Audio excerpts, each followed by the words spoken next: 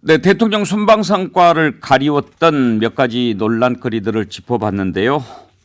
또 이 내용 오늘 좀 생각을 해봐야 되겠습니다. 대통령 경호처가 대통령 등의 경호에 관한 법률 시행령 개정안을 입법 예고했는데요. 이 개정령 안에 따르면 경호처장이 경호 업무를 효율적으로 수행하기 위해서 필요한 경우에 경호구역에서 경호활동을 수행하는 군, 경찰 등 관계기관의 공무원 등에 대한 지휘감독권을 행사한다. 이런 내용이 들어 있습니다. 그러니까 대통령 경호처가 군경을 직접 지휘할 수 있다는 것 아니냐.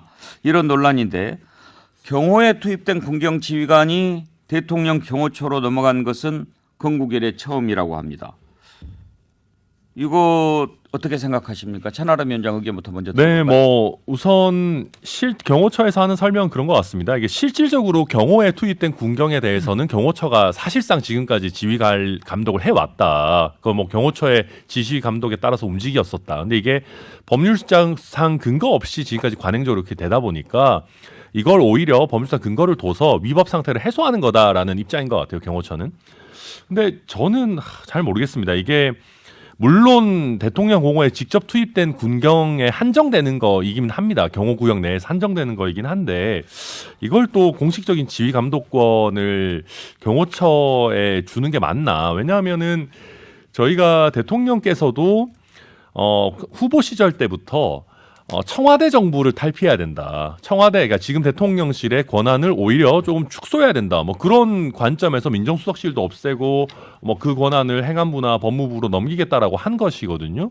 그래서 아무리 그냥 관행상 해오던 거를 규정화한다라고는 하지만 이걸 지금 이 타이밍에 할 필요가 있나? 그런 생각도 듭니다. 타이밍 문제라고 보십니까? 아니, 이 자체에는 문제가 없다고 보십니까? 저도 굳이 이렇게 할 필요가 있는지도 의문입니다. 저는 네. 요거야 비슷한 맥락인데요. 그 작은 대통령실이라고 하는 취지와 맞지 않는다. 그러니까 오히려 대통령 경호처의 권한을 더 늘려주는 것은 취지에 어긋나고요. 전 다른 측면에서는 사실 우리 역사적 경험 때문에 그렇습니다. 과거에 차지철 경호실장이 소위 말하는 국정농단을 한 것이고 또 박근혜 대통령 탄핵에서도 경호실이 당시에 굉장히 좀 그렇게 좀 국정농단의 수단으로 좀 쓰였던 부분도 분명히 있었고요.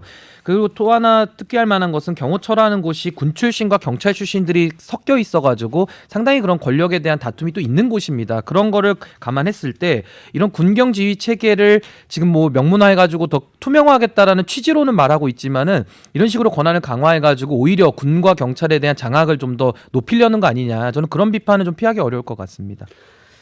MB 시즌2 정권이냐라는 것을 넘어서 이제는 박정희 시대로 회귀냐 이런 말이 나올 법합니다. 그래서 신인규 변호사 말씀하신 대로 차지철 시대로 회귀하고 싶은 것이냐 이렇게 반문하고 싶고요. 특히 경찰국 신설과 관련해서 시행령 개정해서 이 시행령 정권이 지휘권 갖고 있다 이렇게 얘기했다가 지금 이태원 참사 이후에는 지휘권 없다 이렇게 이상민 장관이 얘기하고 있잖아요. 자, 그러면 또 시행령 개정해가지고 9일날 이미 입법 예고는 했는데 시행령 개정에서 군과 경찰을 직접 지휘하다가 경호처장이 그러다가 무슨 일이 생기면 지휘권 없다 이렇게 또 얘기할 겁니까? 정말 한심하다고 생각하고요. 육사 38기 아닙니까? 김용현 경호처장이. 그래서 원래는 이제 군인과 경찰의 경호 협조를 필요시마다 요청을 하는 건데 이거는 아예 그냥 직접 지휘를 하겠다. 협조 요청이 아니고 이렇게 하겠다는 것인데 그래서 국방부 장관이 육사 40기이기 때문에 껄끄러운 것이냐 협조 요청하기가 그래서 내 마음대로 휘두르겠다는 것이냐 이런 얘기까지 나오고 있는 게 사실이거든요. 그래서 MB 정권을 거슬러 박정희까지 가는 건 정말 과한 거 아니냐. 언론 통제부터 해가지고 도대체 이 나라가 어디로 향하고 있는 것이냐. 집권만 하고 나서 집권 이후에 어떤 계획도 없는 정권이 바로 윤석열 정권 아니냐. 이렇게 개탄을 금치 못하고 있는 것이죠. 두 분 변호사시니까 시행령은 국회 절차 없이 바로 만들 수 있는 거죠? 네, 맞습니다. 그러면 지금 이거는 시행하면 되는 겁니까? 입법 예고해놨으니까 이제 아마 다른 부처들 의견을 들어보겠다는 취지고 예. 정부 내에서 그러고 나서 국무회의에 상정해서 통과시키면 이거는 통과되는 거예요. 그러니까 야당이 반대해도 일단 통과를 할 수 있다면 하는 거라 말씀 아닌가요? 네, 그렇습니다. 근데 이런 문제가 있어요. 이 시행령 정치가 상당히 이렇게 바람직한 건 아니거든요. 지금도 이게 관련된 법률이 있는 건데 그 법률을 개정하는 방법을 안 쓰고 시행령을 통해서 본인들의 뜻을 이루겠다는 것인데 저는 지금 윤석열 정부에서 인사정보관리단을 만들어서 법무부에다가 인사검증 권한을 줬고요. 그리고 경찰국도 만들므로써 오히려 그런 치안비서관이 대통령실 내에서 하던 것을 내각으로 해서 오히려 통제받겠다 이렇게 얘기를 했는데 그럼 거꾸로 이것도 군경 체계에서 정부조직법 내에서 이거를 조절하는 방법을 취했어야 되는데 오히려 이 부분에서는 또 대통령실로 권한을 끌고 들어와가지고 하겠다는 것이 좀 모순되는 면은 분명히 있는 것 같습니다.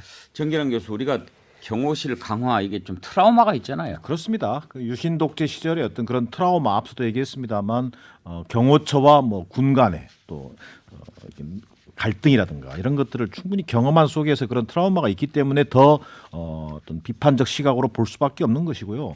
앞서 여러분이 얘기했습니다만 이게 권위주의 정권 시대로 회귀하는 거 아니냐라는 그런 신호탄으로 보는 것이 아마 그런 트라우마에서 연장선에 있다고 봐요. 자, 민주화 이후에 어떤 그 정권들에서 보여진 모습은요.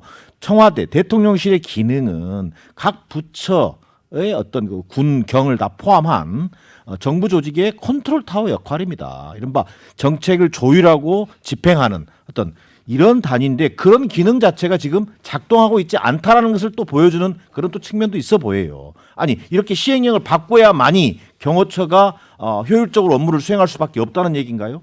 저는 그런 측면에서 그 우리가 트라우마도 얘기합니다만 이 경호처의 이 편의주의적 발상이 이 시기에 제기됨으로 해서 오히려 우리 국민들이 가지고 있는 권위주의 정권에 대한 트라우마까지 지금 불러일으키고 있다. 저는 이런 시행령 정치 정말 중단해야 됩니다. 저는 요거 좀 구체적으로 설명드리고 싶은데 왜 경호처가 권한이 비대해졌을 때 문제가 될 수 있냐면요. 대통령의 권력, 그 권력을 공유하는 관계에서는 대통령과의 거리가 상당히 중요합니다. 그래서 경호처라는 곳이 대통령을 지근거리로 하기 때문에 상당히 권력을 남용할 수 있는 그런 통로로 쓰일 수 있는 가능성이 높은 곳이라 좀 우려를 많이 지금 표하고 있는 것입니다. 근데 뭐 저희가 뭐 경호처가 뭐 전체 군경을 지휘하겠다 이런 것은 아니고 이제 경호에 그렇게 실제 실무적으로 투입되는 인력에 대해서만 하겠다라는 것이기 때문에 아마 경호 업무 효율화의 측면도 일부 있지 않나 생각도 듭니다. 아니요, 저는 대통령 경호법 제정 이래로 단 한 번도 직접 군과 경을 지휘하겠다는 발상 자체를 해본 적이 없던 그런 상황에서 이거를 지금 시행령 개정해서 하겠다라는 거는 매우 위험한 발상이라고 생각하고요.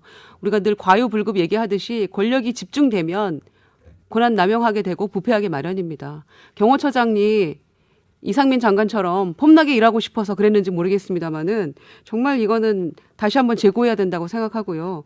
이 나라가 어디로 가려고 이러는 겁니까 도대체? 예, 시행령 논란 짚어봤습니다. 자, 이태원 참사 책임 공방과 관련해서 가장 지금 논란의 중심에 서 있는 사람이 이상민 행안부 장관인데 윤석열 대통령 출국 전에 이상민 장관 팔을 툭툭 2번 치고 갔지요. 무슨 뜻일까 궁금했는데 돌아와서는 또 고생 많았다라고 악수를 했다고 합니다. 이상민 장관 그동안 쭉 뭐 물러날 뜻이 없다는 듯이 얘기를 했는데요. 돌아왔으니까 좀 달라질까요? 왜냐하면 그전에 이런저런 얘기 정치적 책임도 나오고 그랬는데 또 그런 뜻이 아니다 어쨌다 했는데 신은규 변호사 보시기에 물러나야 된다 아니다가 아니고 어떻게 될 것 같습니까? 전망 한번 해보시죠. 저는 아무래도 대통령께서 책임을 정확하게 묻지 않고 그냥 이번에는 뭐 하위직들에 대한 수사 내지는 형사 책임으로 이 사안을 아마 이제 정리하려고 이제 결정을 한 것 같습니다. 그렇기 때문에 이상민 장관은 앞으로도 내각 내에서도 큰 목소리 빅마우스 역할을 할 것 같고요. 저는 그렇게 됐을 때 사실은 책임 정치의 실종이라는 문제를 이 정부가 이제 어떻게 관리할 거냐가 전 하나 의문점이 남고요. 또 하나는 하위직들에게 과연 령이 설 것이냐 이런 식으로 정무직들이 본인들의 책임은 회피하고 하위직급들이 오히려 형사 책임으로 그거를 메꿔야 되는 이런 현실 속에서 향후 국정 운영에서도 상당히 좀 저는 부담으로 작용할 소지가 좀 있다 저는 이렇게 봅니다. 정연한 교수, 이상민 장관 사표 수리 안 하고 이게 수습이 될 수 있을까요? 저는 수습 불가능할 거라고 보여집니다. 오히려 이를 키우고 있다. 이제 그럼에도 불구하고 전망을 하라 그러면 저는 윤석열 대통령이 고집을 부릴 것 같아요. 자, 뭐 일설에는 뭐 전혀 이게 관계없는 얘기입니다만 이상민 장관이 뭐 한동훈 장관을 벤치마킹하고 있다 이런 얘기도 있어요. 이 정권의 뭐 스타 장관이 되고 싶어서 그런지는 모르겠습니다만 지금 그 두 가지 측면, 그러니까 이번 이 진행되고 있는 이 진상 규명과 책임자 처벌이라고 하는 것이 애도의 출발인데 그 길목을 가장 먼저 가로막고 있는 게 저는 행안부 장관 이상민 장관이라고 생각합니다. 그럼 이것을 문제를 풀려면 이상민 장관의 경질과 더불어서 지금 일선 경찰에서 시작되고 있는 소위 이른바 수사의 방식으로 이 전체 이태원 참사의 진상을 규명해내기가 굉장히 어려울 뿐더러 형사적 법적 책임을 묻는 것에서 벗어날 수가 없어요. 그래서 꼬리 자르기라고 하는 비판이 제기되고 있는 겁니다. 그런 의미에서 제대로 된 진상 규명과 책임자 처벌을 위해서는 여야가 국정조사의 합의를 통해서 제대로 된 진상 규명을 이뤄내는 것. 그리고 제가 앞서 말한 이상민 장관의 경질, 여야 국정조사 합의 이걸 통해서만이 저는 진상 규명, 책임자 처벌, 재발 방지 대책이라고 하는 국민적 요구에 답할 수 있다고 생각합니다. 그것을 거부하는 한 이태원 참사로 인한 윤석열 정부의 국정 운영 저는 이 수렁에서 빠져나올 수 없다라고 하는 것이 현재 판단입니다. 천하람 위원장 의견은 어떠세요? 네, 저는 이상민 장관이 뭐 사퇴해야 된다고 생각하는데 뭐 그와 별개로 저도 잘 모르겠습니다. 지금은 사퇴할지는. 근데 요새는 이상민 장관도 뭐 항상 정무직은 사표를 가지고 다니는 자리다. 책임 회피할 생각 없다. 뭐 사태 극복하고 하려면 뭐 오히려 자리를 지키고 있어야 된다. 뭐 이런 얘기 하는데 저는 다만 방금 정기당 교수님 말씀하신 거에 대해서는 이상민 장관이 있다고 해서 뭐 수사가 잘 안 되거나 국정조사가 어려워지거나 그렇게 생각이 되지는 않습니다. 특수본이 수사할 거는 하는 거고 이상민 장관 뭐 아까 경찰국 관련해서 약간 뭐 그때는 뭐 어쨌다 이렇게 말합니다마는 실제로 야당의 반대 때문에 경찰국과 관련해서도 경찰을 직접 지휘 감독하는 내용은 뺐거든요. 그래서 이상민 장관이 지금 특수본의 수사에 뭐 관여한다라는 증거도 뭐 어떤 내용도 없기 때문에 그런 부분이고요. 그리고 오히려 제가 야당이라면은 뭐 대놓고 얘기는 안 하겠습니다만은 이상민 장관이 있는 게 더 좋을 수도 있습니다. 그러니까 국정조사를 하려고 해도 예를 들면 그때 당시 장관이 있어가지고 답변을 해야지 뭐 새로운 사람이 와가지고 제가 있기 전에 있었던 일이라 저는 모릅니다라고 얘기하는 것보다는 어떤 면에서는 뭐 증인 출석시키면 되는 거죠. 그렇죠. 과거 장관 지위에서 올 수도 있는 거겠지만 여튼 저는 지금 상황에서는 저는 사퇴해야 된다고 생각하지만 당장 물러날 것 같은 느낌은 아니다. 말씀드리겠습니다. 근데 김유정 의원 158명이나 목숨을 잃은 대참사 아닙니까? 네. 정부적 책임을 지는 사람이 하나도 없이 그냥 넘어간다면 후세에 국민들은 그걸 어떻게 생각하며 당장에는 외국에서는 어떻게 볼까 그런 생각도 듭니다. 그렇습니다. 바로 이런 게 국격의 문제라고 생각하고요. 이런 국민의 정말 말도 안 되는 이런 참사 앞에 국가가 어떻게 이 일을 수습하는가라는 것을 세계가 지켜보고 있다고 저는 생각을 합니다. 그런 점에서 정말 제대로 해야 되는데 윤석열 대통령은 이제 정말 그 신뢰나 친근함의 표시를 어깨 툭툭 치거나 아니면 체리따봉 보내거나 두 개로 집약된다고 저는 생각하는데 시정연설 할 때 장제원 의원 어깨 툭툭 쳤고요. 이번에 또 오늘 돌아와서 또 이상민 장관 툭툭 쳤어요. 그랬는데 그거는 이제 경질하지 않겠다는 어떤 의지 표명 같기도 합니다. 그런데 윤석열 대통령이 얘기하는 책임은 두 가지 종류로 나눌 수 있잖아요. 막연한 책임과 법적 책임 아닙니까? 막연하게 책임지라고 하는 것은 현대 국가에서 있을 수 없는 일이라고 했는데 과거 정권에서 장관들이 책임지고 물러나고 정치적 도의적 책임지는 거 정근대적 행태였습니까? 그러면은 그래서 정말 말 안 된다. 그리고 이렇게 지금 뭐 설명할 수 없는 대형 참사 앞에 그 막연한 책임은 지금 누가 지고 있습니까? 유족들, 피해자, 희생자, 소방관, 경찰, 심폐소생술을 함께했던 간호사들, 일반 국민들이 지금 그 아픔을 나누고 있는 것이거든요. 그리고 아침에 또 보도를 보니까 소방관들 심리치료 받다가 출동하고 이런답니다, 지금. 어떻게 해야 됩니까, 국가가? 그래서 이상민 장관이라도 지금이라도 그만둬야지 지금 폼 얘기하고 있을 때가 아니다. 다 거듭 강조해서 말씀드립니다. 자, 책임과 관련해서 또 논란의 중심에 서 있는 사람이 있죠. 박희영 용산구청장. 사고 터졌을 때는 무슨 뭐 축제가 아니라 현상이다 뭐 이런 얘기를 했다가 또 그 뒤로도 하는 해명마다 말이 안 돼서 논란이 됐는데 어제 국민의힘에서 용산구청에 가서 뭐 행사를 했다면서요? 뭐죠? 네, 저희가 이태원 사고 조사 이제 특위가 있어가지고 예. 거기서 이제 용산구청 방문해가지고 사전 조치 어떻게 했냐, 대응 어떻게 했냐 이제 쉽게 얘기해서 뭐랄까요, 이렇게 묻고 따지는 그런 자리가 국민의힘이 가서 한 거죠. 네, 저희 국회 당내 특위 여야가 간 건 아니고 네. 그 자리에서 뭐 눈물을 흘리면서 무슨 얘기를 했다고 하던데 한번 들어보죠. 예. 이태원 참사 희생자와 유가족 여러분 그리고 국민 여러분 죄송합니다. 상상도 못했던 참사가 일어난 지 보름이 넘도록 제 가슴은 무거운 자책과 후회에 휩싸여 있습니다. 젊음이 넘치던 이태원 거리에서 이토록 무서운 일이 벌어질 수 있다는 것을 내다보지 못하고 소중한 젊은이들을 지켜내지 못했습니다. 할 수만 있다면 시간을 되돌리고 싶은 마음이 간절합니다. 사태 수습에 경황이 없었습니다. 섣부른 해명으로 큰 혼란을 드렸습니다. 제 불찰에 감히 용서를 구하기도 어렵습니다. 진상조사에 성실히 임하겠습니다. 결국 회피하지 않겠습니다. 희생자 여러분의 명복을 빕니다. 유가족들께도 깊은 위로의 말씀을 드립니다. 국민 여러분, 죄송합니다. 정말 죄송합니다. 김유정 의원. 네. 할 수만 있다면 시간을 되돌리고 싶은 마음이 간절하다. 저 얘기를 듣는 순간 피가 거꾸로 솟았다는 분들이 참 많았습니다. 네, 피가 거꾸로 솟았습니다. 제 불찰에 감히 용서를 구하기도 어렵다 이렇게 얘기를 하는 장면 방금 보셨는데요. 누가 용서하겠다고 했습니까? 국민들이 용서할 수 있겠습니까? 섣부른 해명으로 큰 혼란을 드렸다? 거짓말만 한 거 아닙니까? 그리고 본인 살펴봤다고 했는데 집에 간 거 아닙니까?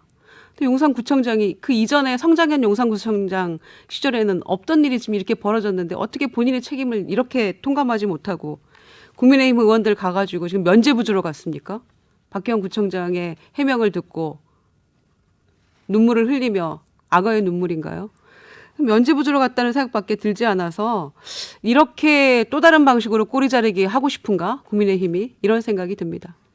그러니까 신인기 변호사. 이제 할 말 있고 안 할 말이 있죠. 근데 할 수만 있다면 시간을 되돌리고 싶은 마음 누구겠습니까? 정말 유족들 아니겠습니까?